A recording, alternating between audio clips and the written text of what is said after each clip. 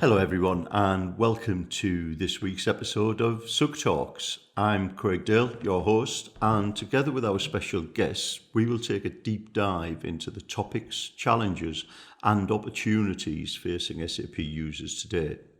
Please make sure you subscribe so you never miss another episode.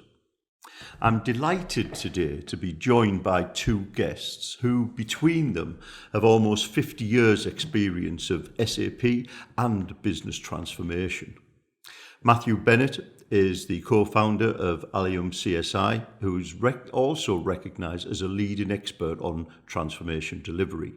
And Jeremy White, founder of the Dave Advisory, who is passionate about making momentous business change through people. And we're going to be discussing why SAP projects fail and, more importantly, how you can set yours up for success. So welcome to you both. And just before we get into our main subject, I'd like to learn a little bit about you both. I was pondering the future the other day and, think I can safely say without offence that we're not getting any younger. So my thoughts drifted to retirement and where I would like to retire to. My main target would be wherever my grandchildren are, but if I had to plumb for a place, I think it would definitely be Cornwall, if I could afford it, that is. I absolutely adore Cornwall. It's peaceful, tranquil, and just absolutely drop-dead gorgeous. So my question to each of you is, where do you want to retire? I'll start with you, Jeremy, if I may. Well, thank you. I suppose the normal answer is a yacht in the Caribbean, but that's probably not going to happen. So I actually went to uni in Brighton. And I make lots of trips back down to Brighton. And unlike you, who wants a nice, quiet life, I just want to, retirement for me is like hair it up. So I would love, to actually sort of get a place down in Brighton. And it's something that we've been looking at for some time. So yeah, I think Brighton. Yeah. Oh, nice, and keep tearing it up well into the future, Jeremy. Yeah, you keep going. You don't want to go quietly. You want to come tearing in and screeching. 100%. That's the only way to go. Yeah, grow old disgracefully. That's my motto. Yeah, I love it. And Matthew. Yeah, that's a good question. So I'm probably not quite ready to retire, but a little bit ahead of the game. So in the last few years, we bought a place on the northeast coast called Staithes, which is a tiny, beautiful fishing village that is sort of untouched by time. There's no cars in the village, and it's just the perfect place to sit and watch the world go by, yet close enough to Leeds to watch Leeds United and Yorkshire Cricket Club. So it's not too exotic, but ticks all the boxes as far as I'm concerned. Oh, lovely. And Staithes have their own cricket club as well. It's about... That's true, yeah. Half an hour from me, and I've played cricket there many, many times. Beautiful part of the world, beautiful. Yeah, it is. Oh, well, thank you for you both for that. And, perhaps, who knows, lottery might come in, we might all have a yacht in the Caribbean. Who knows? So I think I can say it's been a bit of a strange old year. And, as we move now into a more positive future, we are seeing more and more SAP projects either kicking off or restarting after being paused during the pandemic. And also hearing, SAP employment consultants reporting a huge upturn in placements in 2021. So I think that, really shows positive strides within the SAP market going forward. And I know, like me, as I mentioned earlier, you've both been around the SAP world for quite a while and seen a fair amount of project successes and probably a fair share of problems to boot. So what do you feel have been some of the main drivers leading to some of those project failures and problems? And if I can start with you on that one, Matthew. Yeah, sure. Thank you. I mean, there's many reasons, and I'm sure we'll discuss them now. But I think the first area I'd like to explore with the group is it's really about the reasons why you're doing the transformation in the first place. And that needs to be very well understood. In years gone by, a lot of projects were done for technical reasons rather than focusing on the business. And I think it's very, very important that the stakeholder and the person responsible and the business are absolutely 100% aligned on the reasons for doing this transformation journey. And then as we progress through the project or the program, it's imperative that everybody understands that reason, and everybody is constantly reminded, and everybody is constantly working towards that goal. And it's as if every discussion or every decision point on those programs are made with the intention of delivering to that original business case or business intention. And there'll be multiple reasons in there, but it's very, very important that everything strives to add that core business value that was the intent in the first place. So keeping a focus on the why we're actually doing this in the first place, and keeping that high level in mind. Absolutely, and not being too focused on one particular aspect, whether it be the technology, which is where a lot of programs do go wrong, as we get multiple parties involved, and then different people have different agendas and criteria. If the one fundamental thing gluing all of this together is the reason and the business value that's going to be gained from this, then that goes a long way to ensuring the success of the program. Yeah, I concur 100%. And having been in the scenario where you go into a lot of programs, having worked for SAP and in the ecosystem for 30 odd years, I always carry around two key questions in my head where going into something new, I always sort of try and ask the responsibles for the program two key questions. The first one is, what do you call this program? Yeah, what do you call this program of change? And if it's got SAP or Oracle or any IT element, it shows a wrong focus, because in my book there is no IT program. IT is an enabler, to actually change business. So if it's the finance transformation program, that's a big tick. If it's the Sapphire program, a play on SAP, that's a big red cross. So it's the focus on the business and as Matthew said, the business outcomes. The second question I always ask is, when this fails, who gets sacked? And which is a provocative question, and it gets all sorts of very weird answers. But again, it's highlighting the responsibility for this change. Who in the organization is responsible? And so, if somebody comes back and says it's the project manager or it's the CIO, again, there's a completely wrong focus. Now, if it's the finance director because it's a finance program, or if it's an HR program, the HR director, they are going to get sacked if it doesn't work. Then it gives it a different sort of focus. So for me, it's about two things. One is the vision and being able to sort of align the whole program and the whole business behind that. And two, the key element is who is responsible for this ongoing. Yep.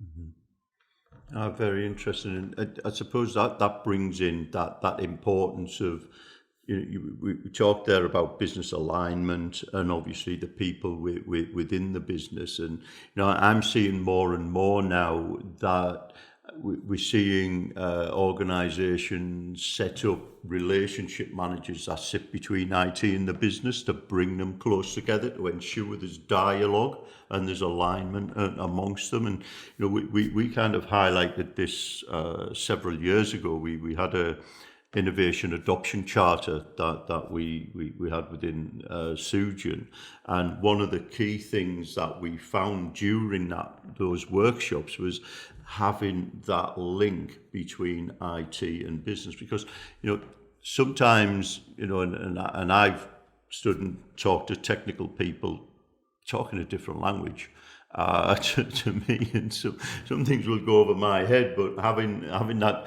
kind of translator, that relationship manager, seems to ease that and align those sides of the business. And I suppose, back to what you said as well, Matthew, focusing on why are we actually doing this in the first place? What is the purpose? Yeah, and I think that's absolutely right, and this brings into people enablement. So it's why are we doing this for the business? And okay, that's to increase revenue or whatever, or transform whatever department. But the most important thing is, how do we enable our people to learn and input and gain from whatever we're doing, and that it's important to remember that the people are our own people, our internal customers, our external customers, and if the project is core to that, and all of the people at all aspects of the project delivery understand that, then people want to learn and people want to succeed, and that's when we foster that one team environment, and that's when we gather a really good team, and it's just empowering and enabling people to understand the vision, but also to want to learn themselves to help all of the other elements of that program. Yeah, and I think there's the idea that creating a vision, creating the strategy, is a fundamental part of making sure that you can actually sort of deliver the change, deliver the business improvements that you actually want. But I have an idea that any idiot can create a strategy. Yeah, it's not about creating a strategy; it's executing the strategy. Yeah. The hard bit is trying to convert it into the activities, the changing culture, the thought patterns, the belief, that you can actually do what it is that is written down in the strategy. And there's so many dimensions to that, that are not technology enabled. It's nothing to do with technology. It's all about the people, and as change in the world sort of speeds up, digitization has thrown massive side swipes at all sorts of different vertical markets. The idea of educating your people to understand and be able to deliver change, as a discipline, becomes something that is almost a must, because everything is changing so quickly. But you go out and try and find some sort of education pack to teach change and what it means, and how do you take the vision into reality.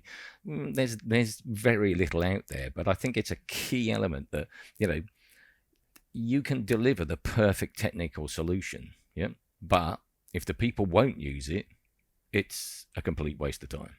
So a lot of it is around culture, people, and basically getting them in the right mood, the right mindset to actually pick it up, run with it, make it happen. And that for me also reflects back on the why, if you like, the purpose of the project, also filtering that down to what it means to those people. It's back to that old, what's in it for me?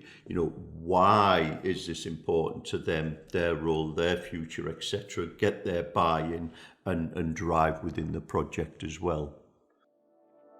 The UK and Ireland SAP User Group is a not-for-profit membership organisation designed to help you to get the very best out of your SAP investments and make your job easier.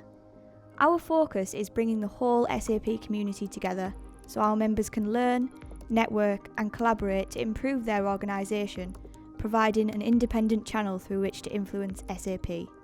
For more information and a special offer for our podcast listeners, please visit sapusers.org/pod or email support@sapusers.org. Enjoy the rest of the pod. So just reflected on that, we've touched on a number of areas there of, how to move, how to be wary of areas of failure and move towards areas for success. Are there any other kind of areas you feel we should be looking at of how to ensure we set up projects for success? Yeah, sure. I mean it's, a traditional project is a huge, large project that's slow and cumbersome with many parties in that, let's assume we all share the same vision, but everybody has different outcomes. And I think, it's as Jeremy said, that the technology is the easy bit these days, really, and there's a solution for everything, and most of it's already pre-built. So it's, I think as we move forward and as we move forward with a different type of workforce that A is remote and B is socially aware of everything. Everything's at the at the end of their fingers. It's embrace different, quicker ways of doing things. We don't need to take 18 months to deliver a piece of transformation. You can chunk that up into bite sizes and go to the right experts and the right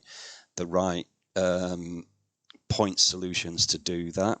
And I think it's done, in my mind, and this is probably a driver for success, but linked to, avoiding a failure. It's don't be too big and be too ambitious. The best way of building up your ecosystem these days and a solution and a technology roadmap, if you like, is to do it bit by bit with the right group of experts.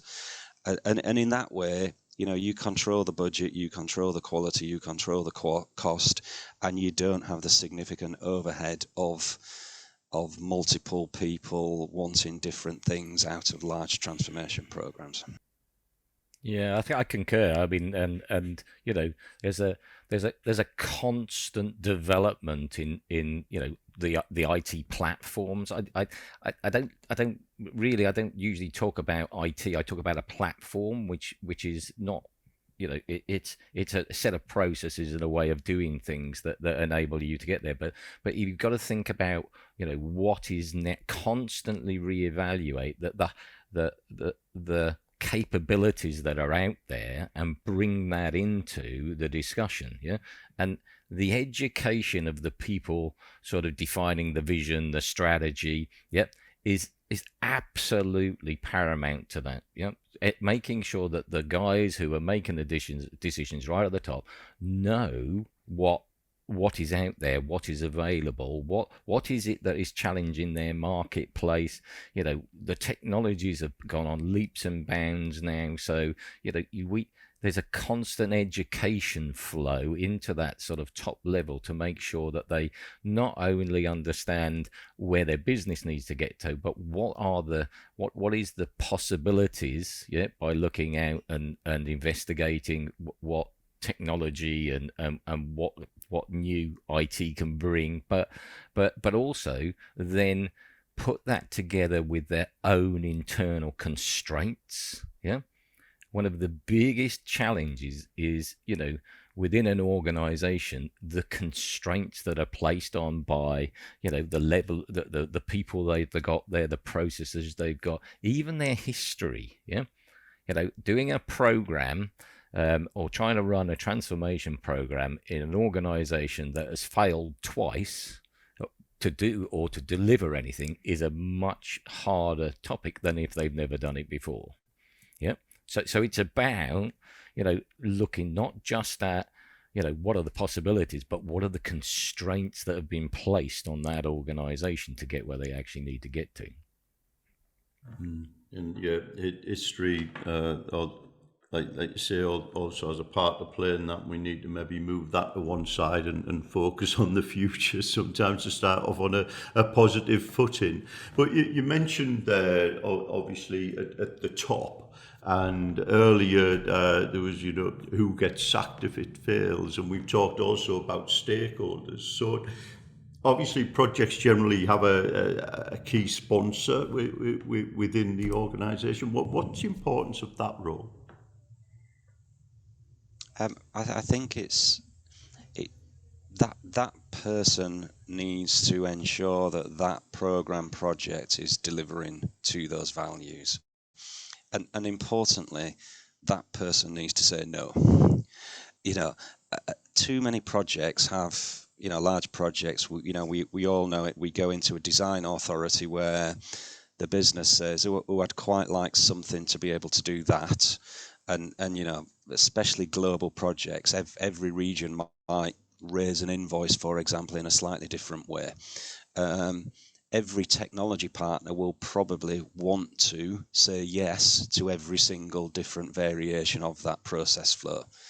The sponsor needs to hold those people accountable to the core reasons for doing that project, which is probably, in this example, fit to standard. So there's one solution, there is no debate, this is what we get on with and this is what we deliver to.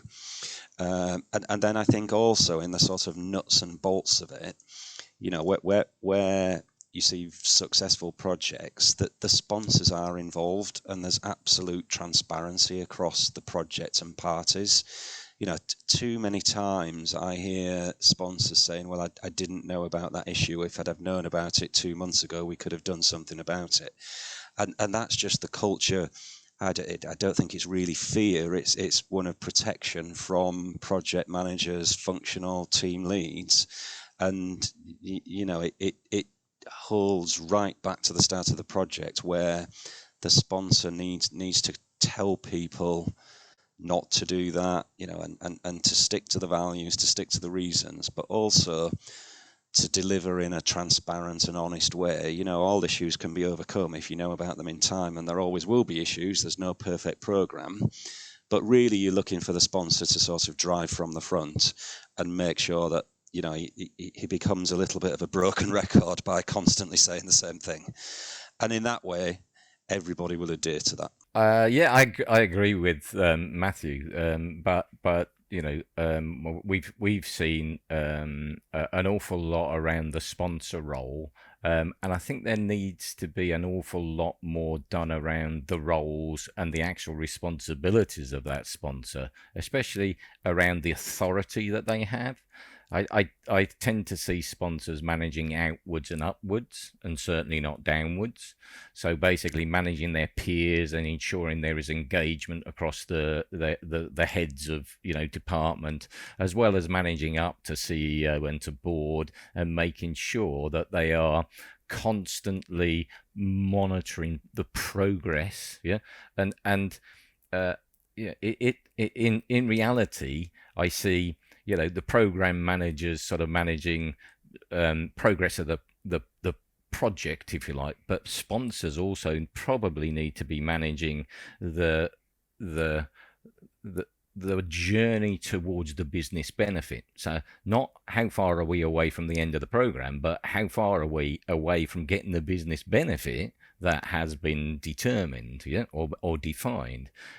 And they're two sort of views on the same thing. So, and what we're trying to do, one of the things that we're keen on doing is sort of putting a bit more sort of rigor around the role of the sponsor and what they do and how they can measure progress to the business outcomes that are necessary. Yeah, excellent. And thanks for that. We've talked about people quite a lot in this, and obviously the people side are intrinsic to the success and/or I suppose failure of all of these projects. And one of the things I see is obviously partners that come in and work with customers, and obviously there's lots of different partners out there specializing in different areas, and some customers do become quite reliant on them. But Is there ways where customers can probably sit back, think, and utilize partner services better? Oh, absolutely, yeah. I think just a step back. I think, most customers I've ever worked with have the people to do this themselves 9 times out of 10. But maybe not all of the people. But what happens is they'll partner with somebody, and they'll implicitly trust that partner to deliver, and it usually works. And we're talking about some of the instances where it doesn't. But there's a whole different model of delivery now. As we've discussed, the technology is sort of the easy bit, and it's really about speed to achieve that business value. And I'm a strong advocate of chunking off that transformation into pieces and delivering it through services. So, rather than, let's assume you're, I don't know, doing a finance transformation program, actually, what is it that you need to do first? It might just be implement a new invoicing solutions. So let's find the best of breed approach to do that. Let's find the best partner who's the best person capable of delivering that specific thing, and then let's deliver that, and then let's go to the next bit and build and build and build.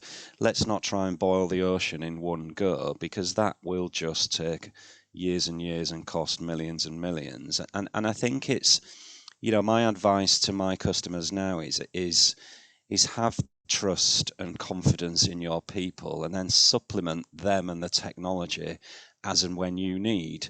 And there's many partners out there that adopt that model now, that want to do that model, and especially in the world we live in where everything is remote, it just is much easier to do that. Yeah, and again, I have the sort of view, and we talked a bit earlier about organizations having to learn the processes, the understanding, the talents needed to change. Yeah.